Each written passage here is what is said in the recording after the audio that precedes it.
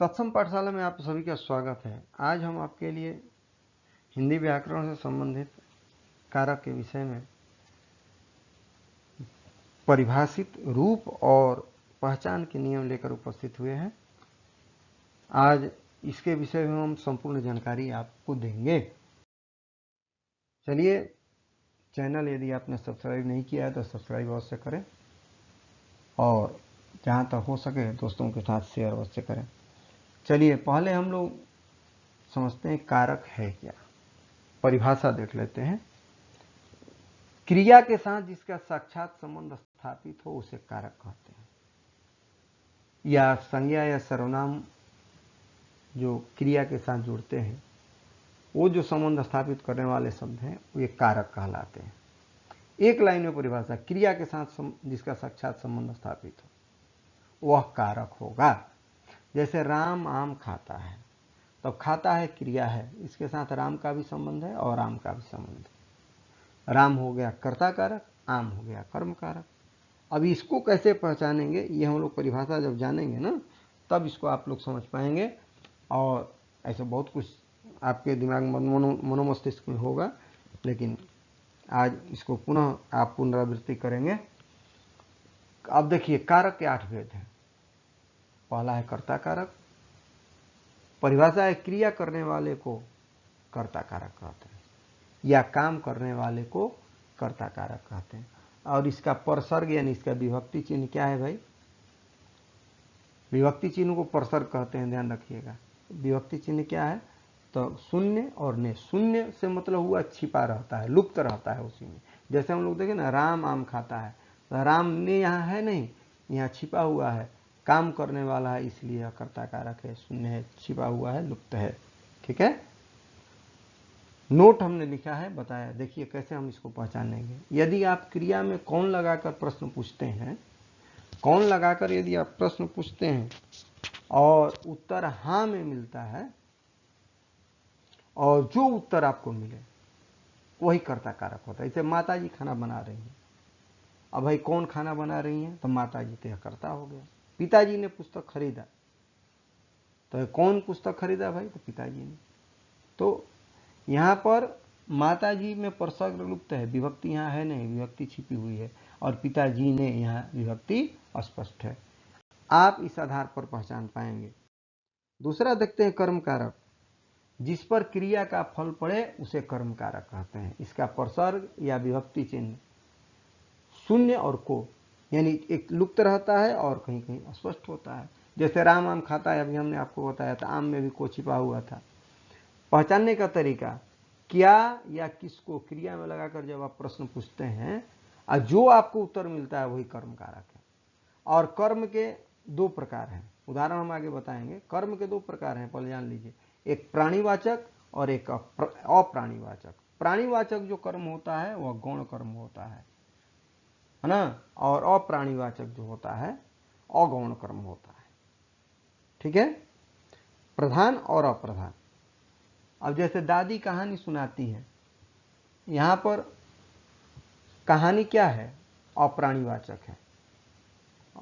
ठीक है, कहानी जो है प्राणीवाचक शब्द नहीं है, अप्राणीवाचक है। और यहां पर सर्ग विभक्ति जो है लुप्त है, छिपा हुआ है। यानी अप्राणीवाचक में अधिकतर विभक्ति लुप्त रहती है, ध्यान रखिएगा, है ना। जैसे दादाजी कथा कहते हैं, तो कथा भी अप्राणीवाचक है। और प्राणीवाचक में को स्पष्ट दिखाई देता है। जैसे शिक्षक ने छात्र को बुलाया था, छात्र भाई प्राणीवाचक पुल्लिंग शब्द है, तो यहाँ परसर्ग स्पष्ट है, एकदम सामने विभक्ति आपको नजर आ रही है। तो प्राणीवाचक जो होता है वह एकदम जैसे सजीव होता है और अप्राणीवाचक निर्जीव। द्विकर्मक क्रिया में मुख्य कर्म अप्राणीवाचक होता है, जहाँ हम लोग पढ़े होंगे, आगे पढ़िएगा, या क्रिया हमने बताया है। एक चीज आपको यहाँ याद दिला दे रहे हैं, क्रिया में एक द्विकर्मक क्रिया होती है, तो मुख्य कर्म जो होता है अप्राणीवाचक होता है और अप्रधान जो है प्राणीवाचक होता है।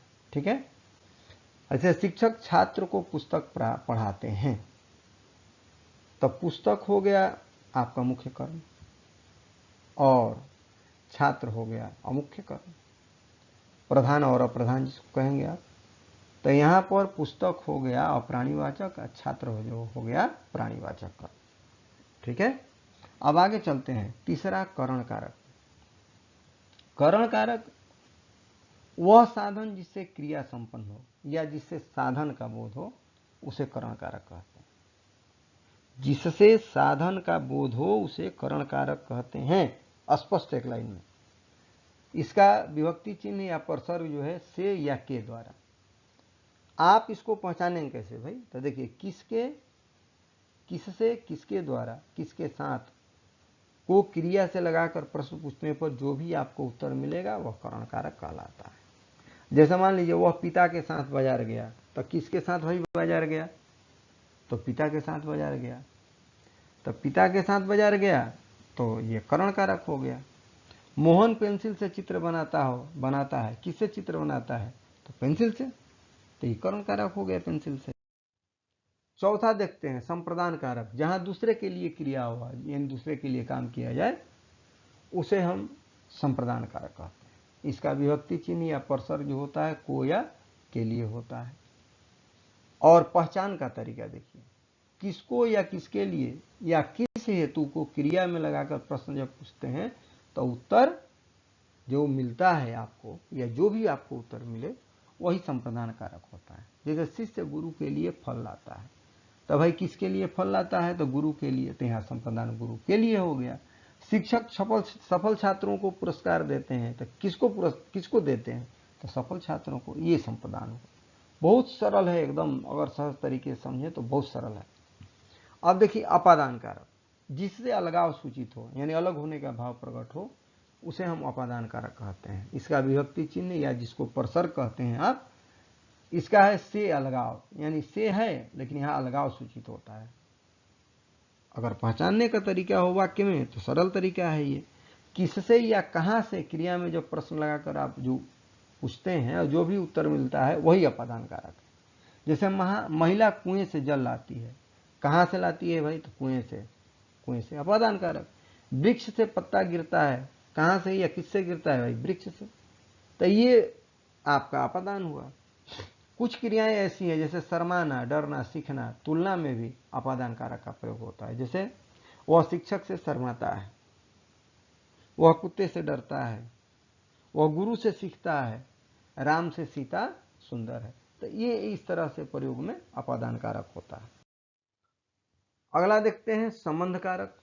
जिससे संबंध सूचित हो, दो संज्ञाओं के बीच संबंध सूचित हो, उसे संबंध कारक कहते हैं। एक चीज आपको यहाँ बता दें, ऐसे तो साहित्य में 6 ही वेद बताए गए हैं, संबंध को और संबोधन को कारक नहीं माना गया है, लेकिन हिंदी में इसको 8 मान लिया गया है। विशेष चर्चा किसी दिन करेंगे इस पर। चलिए, विभक्ति चिन्ह या प्रसर्ग इसका है का, के, की, रा, रेरी, ना, नेनी, है ना, तीनों होता है। प्रश्न पूछने का तरीका इसका ये है, किसका या किसके या किसकी क्रिया में लगाकर जब प्रश्न पूछते हैं जो उत्तर मिले वही संबंध कारक है। जैसे यह मेरी पुस्तक है, किसकी पुस्तक है? मेरी, तो संबंध हो गया मेरी। राम की पत्नी सीता थी, किसकी पत्नी थी भाई? तो राम की, यहां संबंध हो गया।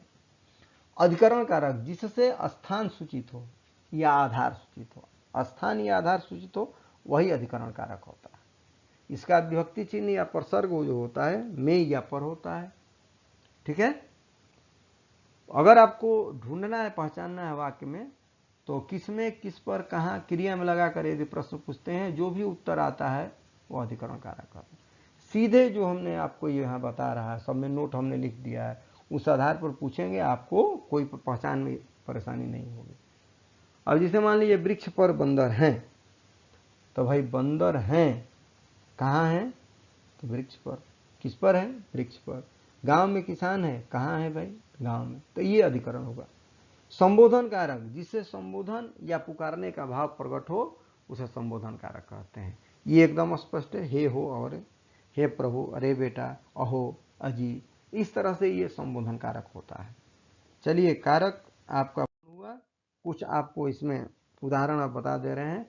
अलग से हमने 30-40 प्रश्नों का एक अभ्यास तैयार किया है, उसको आप देखेंगे ये पढ़ने के बाद, तो आपको कारक में कहीं कोई परेशानी नहीं होगी। सामान्य जान ले हम लोग, निर्धन छात्रों को धन दो, इस वाक्य में कर्म कारक कौन है? तो कर्म कारक में हम लोग नोट में क्या पढ़े थे? किसको दो, किसको दो या क्या दो, क्या भी प्रश्न आया तो क्या दो, तो यहाँ पर कर्म जो हो गया धन दो। यहाँ पर जब दिया जाता है तो चतुर्थी होता है, तो छात्रों को यहाँ चतुर्थी हो जाएगा क्योंकि छात्रों को दिया जा रहा है, तो यहाँ संप्रदान ही होगा और धन हो जाएगा कर्म। तो निर्धन छात्रों धन या दो, तो यहाँ पर धन होगा। मोहन विद्यालय से कब आया, इस वाक्य में विद्यालय पद में कौन कारक है, तो विद्यालय से, कहाँ से। अब देखिए यहाँ अलगाव हो रहा है, ठीक है, तो ये अपादान कारक होगा, करण नहीं होगा। कहाँ से हम लोग नोट के आधार पर उसको अगर दिमाग में है अगर तो आप स्पष्ट इसको पहचान रहे हैं। राधा ने बांसुरी ले ली, इस वाक्य में बांसुरी कौन कारक है, तो यहाँ पर देखिए अव्यक्त छिपा हुआ है, विभक्ति है ना, तो करण होगा, कर्ता होगा, कर्म होगा या अपादान होगा। क्या ले ली भाई, तो बांसुरी। किसको ले ली, तो बांसुरी को ले ली, तो यहाँ पर बांसुरी कर्म कारक है। हाथ से गुब्बारा उड़ गया, इस वाक्य में हाथ से कौन कारक है।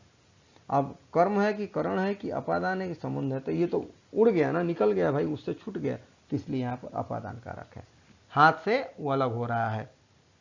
चलिए कारक आपको पूर्ण रूप से समझ गया होगा, नहीं अगर कुछ बातें समझ में आई होंगी तो आप हमसे बात करें, मैं आपके प्रश्नों का उत्तर दूंगा।